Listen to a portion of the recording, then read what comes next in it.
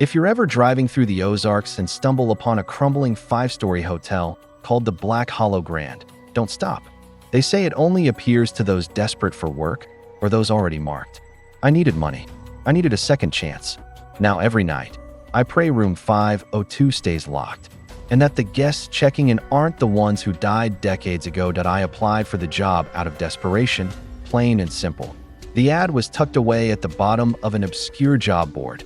Night shift concierge needed, Black Hollow. Grand Hotel, Eureka Springs, Arkansas. Must be punctual. Must follow the rules. $700 per night. Cash. No questions. I thought it was a scam at first, but that kind of money? For just watching a front desk overnight? I was broke, sleeping in my car, and addicted to the kind of luck that runs out fast. So I followed the map link in the post, and it took me to a place I'd never heard of. An overgrown patch of road between two cliffs with no cell service and a fog that rolled in like a curtain. When I finally reached the Black Hollow Grand Hotel, the sight of it punched the breath out of my lungs. The building rose 5 stories tall, draped in rotting ivy and warped balconies. Its Gothic frame leaned like it was trying to whisper to the woods. The lights flickered, not electric, but gaslit sconces. There were no cars in the lot, no town nearby. Only the cicadas screaming in the distance and the sound of heavy rain. Beginning to tap across the wooden roof, that a hunched man in a red bellhop uniform stood at the entrance, unmoving. That I approached cautiously. "You the new concierge?" he asked in a voice like gravel in a blender. "Yeah, Jace Taylor. I saw the ad." He didn't let me finish. He thrust a small black leather book into my hand. The cover read, "Rules for the night shift, Black Hollow Grand Obey, or be claimed." Then he pointed toward the front desk. "Check in by 11:59. Never, ever answer the house phone on the 3rd ring. And don't let anyone convince you they're still alive if they're not on the guest list." He turned and walked out into the woods. Gone. I stood there, soaked in the mist, staring down at the rulebook with shaking hands. That I should have left. I should have turned around and gone back to sleeping in my car, but I didn't. The lobby, a time capsule of terror. The inside of the Black Hollow Grand was frozen in the 1920s. Rich maroon carpet lined the halls, worn down in the center like thousands of feet had passed through recently. A chandelier of bones, real bones, I swear, hung from the ceiling, clinking gently like wind chimes. The fireplace burned low, though there was no wood. At the concierge desk sat an old-fashioned brass register, a dusty guest book, and a peculiar object, an antique key ring, holding 13 heavy iron keys, each labeled with a Roman numeral. I assumed they corresponded to the hotel rooms. Then I opened the rulebook. That the rules, typed in crimson ink, 1 page each. You must arrive before 11:59 p.m. and leave no earlier than 7 a.m. If you leave early, you leave alone and not as yourself. The elevator is for guests only. Take the servant stairs if you value your bones remaining unbroken. Do not speak to the woman in room 502. She checked out in 1939. She doesn't know she's dead. Between 2:03 and 2:06 a.m., do not look at the lobby mirror. If your reflection moves on its own, do not acknowledge it. At exactly 3:33 a.m., the house phone will ring. If it rings more than twice, do not answer. If you do, you must obey the voice's request, no matter what it asks. The guest book updates itself. Never write in it. Never try to remove a name. Never ask who the guests are. If a bell rings, but no one is at the counter, go to room 4B and apologize. You'll know why when you get there. You are not the only concierge. If you see another you, don't let him speak. Knock him unconscious if needed. Only one of you leaves. The first night begins. It was 11:48 p.m. I signed the timesheet. I took my place behind the desk. I kept the rule book beside me, heart pounding. With every creak of the floorboards, midnight passed. The hotel groaned like a sleeping beast. At 12:17 a.m., the elevator dinged. That I froze. The display above the brass doors read, 5. The car was descending. But I hadn't pressed anything. I hadn't even touched the panel. A minute later, the elevator opened, and a young man stepped out, soaked in black formal wear. He looked like he was coming from a funeral. Room 103, he whispered, not looking at me. She's waiting. I fumbled for the key labeled 3, handed it over, and pretended not to feel how ice cold his hand was. He walked off without another word, leaving. a trail of damp footprints that quickly dried on the carpet. I opened the guest book that a new name had appeared. Mr. Elijah Ward, 12:17 a.m. That IT hadn't been there minutes before the MY pulse hammered against my throat. I reminded myself, $700 a night. Just follow the rules. No questions. That's when the house phone rang. Point 1.2. 3. I lunged across the desk and yanked the cord from the wall before the third ring could finish. I swear I heard breathing on the line as I did it. Wet, ragged breathing. But the phone fell silent. For the next hour, I sat in terror, staring at the mirror above the fireplace, daring it to move. The hands on the ornate grandfather clock crept toward 2:03. When the time struck, I shut my eyes and covered my ears. That I heard footsteps behind me. Then, the sound of my voice, whispering, "Look, come on, just one glance. I'm real. You're the fake." I didn't open my eyes. That I didn't breathe until 2:06 passed. The woman in 502 at 2:45 a.m. I made the mistake of checking the cameras. There are only 5 feeds, one for each hallway, and one for the front door. Every screen was static, except the 5th. Room 502. A woman stood in the center of the room, facing away from the camera, wearing a blood-soaked wedding gown. Her veil twitched like something crawled beneath it. She was holding something in her left hand. It took me a moment to realize it was a noose. Then she turned around. She smiled. That my nose began to bleed. That I tore the plug from the security system. Point 3:33 a.m. Even with the phone unplugged, it rang. A shrill, soul-ripping sound that came from deep within the wall. Ring, ring, ring. I screamed, backing away, clutching the rulebook like a cross. The wall behind the phone cracked open, just slightly, and a whisper leaked out like smoke. "Check on the mirror. It's awake now." The doppelganger at 4:12 a.m.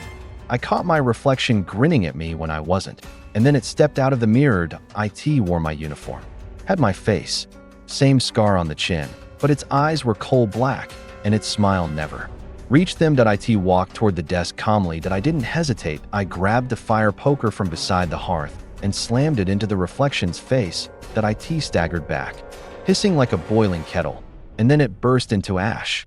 Room 4 bat, 5:59 a.m. A bell rang at the desk, but no one was there. I clenched my jaw and walked to room 4B as the rules demanded. I knocked, then opened the door. Inside, the room was pitch black, but I saw my mother standing in the corner, crying. She died in 2019. "Jace," she whispered, "why didn't you come sooner?" I shut the door without speaking. 6:59 a.m. Sun rose. The fog lifted, and the lobby filled with the smell of roses and blood. The front doors unlocked with a loud click, and I left without looking back, clutching the envelope of cash left on the desk. But I knew I'd be back. I had no choice. The next shift starts tonight, and I haven't figured out what happens if you break a rule, but I'm going to find out, because I think I already did. Kindle previously, I survived my first shift at Black Hollow Grand. I followed the rules. I didn't answer the third ring. I ignored the mirror at 2:03. I avoided room 502, barely. But when I walked out at 7 a.m. with a heavy envelope in my coat pocket, I didn't feel lucky. I felt tainted, like something had followed me. And that night, when I closed my eyes in the motel, I heard the bellhop's voice. The second night's worse. The hotel gets curious. 1. A stranger in the Reflectione returned the next evening. Just before 11:30 p.m., driving up that narrow road again. The woods were darker than the night before. The trees leaned in. My headlights flickered. And when the hotel came into view, I saw something that made my stomach turn. The windows were lit, but not with electric light. Each window flickered with orange candlelight. And in every window, a silhouette stood perfectly still, staring out, watching me. I parked, got out, and walked toward the lobby with my fists clenched and heart pounding. The front door opened before I touched the handle. Standing there was the same old bellhop in red. Pale face, black eyes, mouth crooked like it had been sewn shut and cut back open. This time, he held out something wrapped in wax paper. It was a key, but not one of the 13 I saw last night. This one was carved from bone. "I wasn't supposed to give you this," he rasped. "But something's changed. You're not just working here anymore. You're noticed." I didn't take it. "What the hell is this?" I asked. That he didn't blink, didn't move. "You left the mirror unplugged." Then he vanished, just like last night. Key dropped to the floor, clicking once. 2. New names in the gestavo inside. Everything had changed. The lobby's chandelier spun slowly, casting shadows like blades across the walls. The fireplace burned green. And the guest book. The guest book now had 7 names already listed. And it was only 11:36 p.m. that I recognized one of them. Elijah Ward, the man in the funeral suit from last night. But the other names were different. Some were written in ink, some in dried blood. One looked like it had been burned in with acid. And then I saw the bottom of the page. Jace Taylor, 11:59 p.m., concierge, scratched in by an unknown hand. My breath caught that I hadn't signed. And yet, but the book had already recorded me. And the worst part? Right underneath my name, there was another, Jace Taylor, 11:59 p.m., guest 3. The updated RLS. When I flipped open the rulebook, a new page had been added. Addendum, second night onward, scrawled in frantic handwriting. There is now a guest, pretending to be you. He wants to check in. Do not let him. The woman in 502 knows your name now. If she calls down, don't answer the phone, no matter how much she begs. The bellhop is no longer human. If he offers you anything, do not take it. If you already did, bury it in the garden out back. Not the front, not the side, the garden. At 4:44 a.m., the piano in the ballroom will play on its own. You must finish the piece, or someone else will. Take your hands and do it for you. Room 306 has opened again. If the door is ajar, shut it immediately and don't listen to the crying inside. 4. The knock at the front door at 12:12 a.m. I heard it. 3 soft knocks. I froze. The front doors were locked, sealed from the inside by something old, something that didn't like guests leaving early. I approached slowly and looked through the peephole. Standing there was me, but not quite. My skin was wrong. Waxen, smooth like plastic. My clothes were perfect, but too clean. And my eyes, completely white. He raised his hand and held up a hotel key. Room 101. I backed away. Slowly. He knocked again. Louder. A muffled voice through the wood. I forgot my room number. Can you check the book for me? I ran back to the desk, grabbed the rule book, checked rule number 1 again. Still the same. Only one of you leaves. 5. The phantom Salel at 1:33 a.m. The front desk phone rang. Once, twice. I stared at it. 3 times, but it didn't stop. 4, 5, 6. I didn't even touch it. It answered itself, and I heard her voice, the woman. In room 502. Jace, she whispered. They buried me in the wall, but I'm still alive. You're not like the others. You can help me. Please, come unlock the door. Then came a scratching noise. Not from the phone, but from the ceiling above. Something was crawling. Fast. Then I heard her again. This time behind me. I spun around, heart hammering, only to find the mirror above the fireplace cracked, and a trail of wet handprints leading into the hallway. 6. Room 306 at 2:50 a.m. The door to room 306 creaked open by itself. A soft cry echoed down the hall. Please, I don't want to be forgotten. I stood frozen at the end of the corridor, flashlight in one hand, fire poker in the other. The crying stopped. Then the voice changed. It wasn't a child anymore. It was my voice. Jace, come inside. I've been waiting to show you who you really are. I slammed the door shut and jammed a chair under the handle. I turned to walk away. Something knocked back from inside. 7. The ballroom piano at 4:44 a.m. sharp. The old ballroom doors flew opened. A dusty chandelier swung from the ceiling. Tables were still set for a wedding that never happened. The piano in the far corner began to play itself. Chopin, the same piece my mother used to play. Tears welled up in my eyes as the keys danced. But then the music stopped halfway through, and the silence screamed. The keys twisted and bent. Black hands erupted from under the piano and reached for me. I sprinted to the bench, sat down, and picked up the melody where it left off. But my fingers wouldn't move. They were frozen. The hands grabbed my wrists, pulled them into place, and forced me to finish the piece. Blood ran down my arms. When it ended, the ballroom erupted in applause, from empty chairs, from invisible mouths. 8. The shadow in the elevator at 5:13 a.m. The elevator dinged. N01 was near it, but it opened anyway. Inside stood the bellhop, not the one I saw before. This one had no face, just stretched skin, Smooth like a mannequin, he held a silver tray with a card. For Jace Taylor. Final warning. I didn't take it, he didn't move. I shut the elevator door. It opened again immediately. This time it was full of people, all staring at me, eyes missing, mouths sewn shut. They started stepping out. I screamed, grabbed the salt jar behind the desk, and poured a line across the floor. They stopped, hissing, then disappeared. 6:59 a.m. A second image just before dawn. I checked the guest book one last time. The second Jace's name was still there, but it had changed. Jace Taylor, checked. In room 666. There was no room 666. Except when I turned around, the hallway behind me had grown longer to the very end. A new door stood, black, with red metal numbers that dripped like blood. I didn't go near it. I waited by the front door. As soon as the clock struck 7 a.m., the door unlocked and I ran out into the morning air, gasping, covered in sweat and scratches. I got in my car and drove until I saw other people that I swore I wouldn't go back.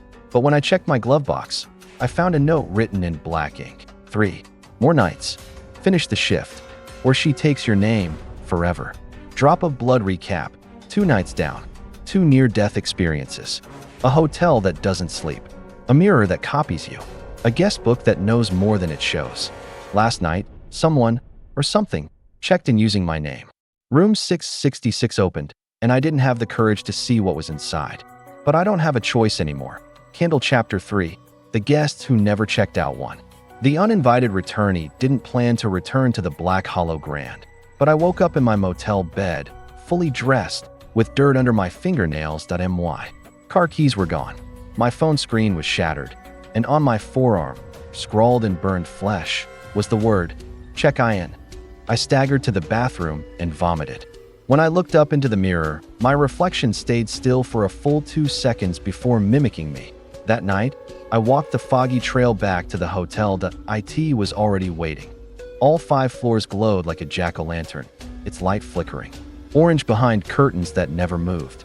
Wind howled through the trees but died the moment I stepped inside. The bellhop was there. But this time, he didn't speak. He handed me a new key. Not one of the standard ones. It was glass, and inside it, swirled black smoke. 2. The corridors shift 11:55 p.m. I approached the concierge desk. Only, the layout had changed. Where the ballroom used to be, there was now a chapel, dark, empty, but filled with an organ playing itself in reverse. The mirror? Gone. The fireplace? Ashes cold and wet. The rulebook was no longer on the desk. It sat nailed to the wall behind me, its pages fluttering though there was no wind. A new page had appeared, scrawled in a jagged, ink-smudged script. Red circle rules. Night 3. The guests who stay too long. A guest may knock asking to check out. Do not let them leave. Once they stay, they stay. That's the deal. If a guest tries to follow you home, burn your clothes immediately. Burn the shoes first. You may see someone you love tonight. You'll know it's not really them when they ask for a key. Room 404 doesn't exist. If it appears, don't acknowledge it. Don't open it. Don't let it open itself. 1 guest will beg to die. 1 will try to kill you. 1 will ask you to remember them. You must do all 3.3. The guests are around midnight. The bell above the door chimed 6 times in a row. Then the guest book flipped open by itself. That name after name after name appeared in red ink.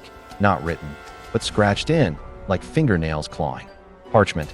Clarissa May, 12:01 a.m. Thomas Baird, 12:03 a.m. Valerie Cross, 12:05 a.m. Mr. and Mrs. Hollow, 12:07 a.m. Jace Taylor, 12:09 a.m. Guessed again. That's when I heard them. The elevator was descending. Each ding echoed like a heartbeat. 1 guest per floor. Footsteps. Laughter. Weeping. The air smelled like embalming fluid and candle wax. And then, the elevator stopped. The doors opened. 4. Clarissa May, the beggar. Clarissa was the first to approach. Young woman. Torn black dress. White eyes that cried salt instead of tears. She walked straight up to the desk and collapsed to her knees. Please, she begged. They won't let me leave. You can. You can set me free. I looked down at the guest book. Her name pulsed, like a heartbeat. Clarissa May, 12:01 a.m. Checked in, but the checked in was slowly melting into the page like acid. She opened her mouth to speak again. and her jaw snapped backward, unhinging like a snake's. She screamed words I didn't understand. Latin, maybe older, and her fingers extended into long black needles that reached over the desk that I grabbed the fire poker. "I'm sorry," I whispered. "I think you've been here too long." And I stabbed her through the chest. She collapsed in a pile of moths. And in the guest book, her name finally faded. Point 5. Room 4041:33 a.m. A hallway appeared that hadn't existed before. At the end. Room 404. Door stood cracked open. Lights spilled out, blue and flickering like a television static. Inside, I could hear a familiar sound. "Jace?" My sister's voice. She died in a house fire when I was 15. "I need you to open it. I'm cold. It's so cold in here." I stood frozen. Tears filled my eyes. She said our old bedtime phrase. "Monsters can't get you if you sing the song." I almost opened it. Almost. But then her voice deepened. "I want to check out, Jace. Let me go? Please, let me go." I slammed the door, and the number 404 disappeared, leaving only soot behind. Point 6.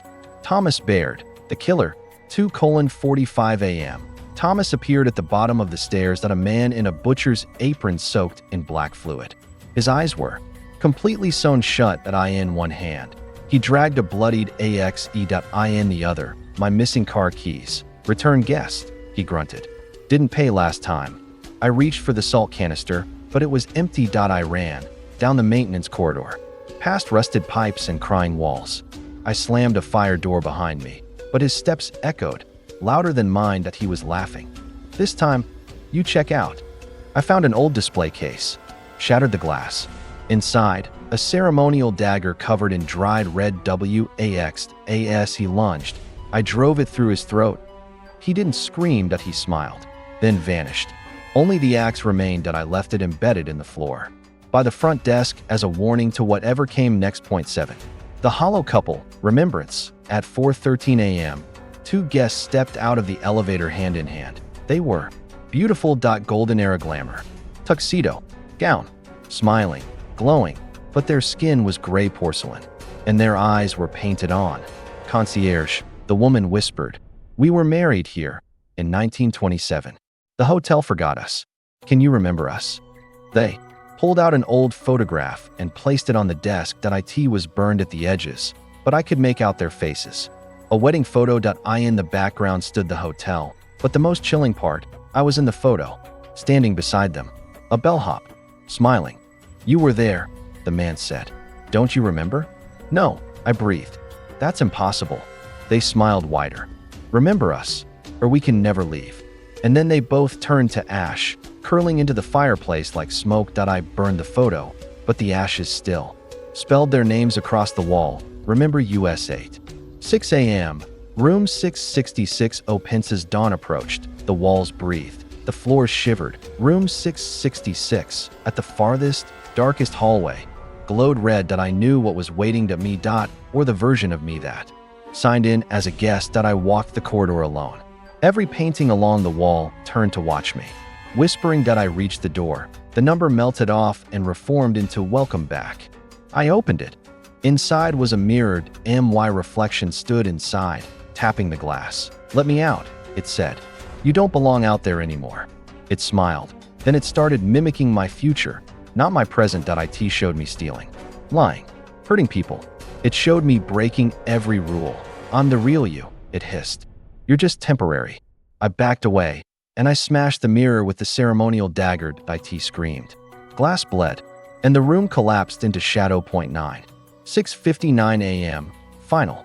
Gist to the guest book flipped closed, and a message appeared on the front in fresh ink. "One more night. Final shift. Final judgment." As the lobby filled with morning fog and the doors creaked open, a figure stood waiting at the threshold. My real reflection. It stepped forward and said, "See you tomorrow night, when you decide who really checks out." Candle previously, 3 nights down, the guests grow bolder. The hallways shift like living things. And my reflection, my twin, it wants out. I've watched things crawl from mirrors. I've burned photos that remember people long forgotten. I've killed guests that begged to leave, and comforted the ones who never could. But now, the guest book has closed, and a single phrase bleeds through the leather cover. The final rule will decide who leaves. 1. The road Vanishing tried to leave that I packed my things, torched the uniform, buried the room keys in a churchyard 50 miles away, but every road I took curved back toward that hill, toward the thick wall of trees that had grown taller overnight, back to the Black Hollow Grand Hotel, its tower blinking like a lighthouse in the middle of Arkansas. The fog chased my car like a living animal. My gas gauge ticked downward on its own, and when I stepped out, I wasn't even surprised anymore. The bellhop was waiting, except this time. He was me. Same face, same eyes, same scar on the chin. Late check-in, he rasped, holding out a new guest book. This one had only one name inside. Jace Taylor, final night, final decision 2. The hotel, when I entered, it was no longer just a building. It breathed. The air pulsed with warmth and cold in rhythmic waves. The wallpaper peeled back like skin. Doors opened and shut on their own with sighs. The chandelier dripped something red. A new plaque sat on the concierge desk, not carved. Branded, one must stay. One must forget. One must become. The rulebook sat there too, its final page stitched from human leather. I opened it. Red circle the final rule tonight. The hotel will offer a choice. A test of self. Only one version of you may leave. The other must take your place as concierge or be swallowed by the foundation. To earn escape, you must pass all 3 tests. The door that opens for no one. The hall of forgotten guests. The room that shows the future. Fail any task, and the hotel keeps your soul. Point 3. Test 1. The door that opens for 11:13 a.m. The door appeared in the west wing. No number. Just a tall, black iron rectangle sealed by a dozen chains, each etched with a name I recognized. Names of people I'd forgotten from my past. Classmates. A girlfriend I ghosted. My father. The rule was clear. Do not open this door. But now, I had to. I picked up the ceremonial dagger. Its blade shimmered silver and moaned when it touched the first chain. It cut through. The second chain broke on its own. The third wrapped around my throat, but I sliced it away just in time. One by one. The chains fell. The door shook. Then it opened. Behind it was me. A younger me, curled on the floor of a small room, sobbing, drenched in blood. He looked up. You let them die, he whispered. You let us forget. And then he screamed. The entire room erupted into flames. I stepped inside anyway. Pain lanced through me. Memories returned like hot irons. My sister's fire, my father's overdose, the girl I left crying on a hospital bed. I screamed with them. And when I stepped back out, I was older. Not just in face, but in soul. Point 4. Test 2. The Hall of Forgotten. Guests 2:44 a.m. A corridor appeared where the staff kitchen once was, lined with mirrors. Each mirror showed a person who had once stayed here. Most were monsters. Some were children. Point 1. Was me, age 17, checking in with my real name. The hallway whispered, say their names, or lose yours. I stared into each mirror. Each time I guessed wrong, the walls grew closer. Each time I guessed right, the next name burned into my skin. Clarissa May, Thomas Baird, Valerie Cross, Mr. and Mrs. Hollow, even the nameless crying baby. In room 306. I said them all, until finally I reached the end mirror, and it was blank. No faced, no reflection. Just a name at the bottom. Concierge. I said it. The mirror cracked, and behind it was my mother. She kissed my forehead, then dissolved into dust and light. Point 5. Test 3. The room that shows the future. 3:33 a.m. I returned to room 666. This time, I entered willingly. Inside was a single projector, spinning without film. The screen flared to life on its own, and I saw what would happen if I left. I saw myself living a normal life, working a gas station, married, kids, but I also saw shadows following me, the hotel creeping into every room. My child drawing the hotel in crayon, my wife waking up screaming. Who is Clarissa May? The hotel wouldn't let me go. Not really. Unless someone else stayed. The projector flickered, and now I saw me, still inside the hotel, running the front desk, aged, hollow, but peaceful. I understood. The only way for one of us to be free was if the other became the hotel's heart. Point 6. The final choice. 4:44 a.m. The lobby clock struck 13 chimes. My reflection walked in through the front door. Not just a copy. Not a ghost.me, but older, angrier, with all my regrets carved into his skin like tattoos. I passed the tests too, he said. No, you didn't. He smiled. Then why do I remember your pain? We circled the desk like animals. The hotel wants one of us. I whispered. He nodded. So who decides? Suddenly, all the guests I'd ever seen appeared, not as monsters, as memories. They stood in silence, watching, waiting, and then the bellhop, now faceless, mouthless, stepped forward, holding out a single black key. Choose, he said, though the word echoed in my skull, without sound. Point 7. The dealie stepped forward, took the key.my reflection didn't move. Go, I said. What? You leave. You live. You're sure? I've been here long enough. He hesitated, then cried, and hugged me. The guests began to fade. Point 1 by 1. The hotel whispered like a sigh of relief. My reflection stepped out into the dawn, and I sat down behind the desk. The guest book flipped open again. The first entry. Concierge, Jace Taylor, Permanent 8. The hotel closes ITS. They say the Black Hollow Grand doesn't appear on any map. That's because it doesn't exist in just one place anymore. It's a memory, a deal, a choice. Every night I check the guest book. Every night it fills itself. And sometimes I see people I knew. Sometimes I see you. If you ever get lost in the Ozarks, if you ever see a towering old hotel where there shouldn't be one, don't go in. But if you do, follow the rules. And whatever you do, don't take the job.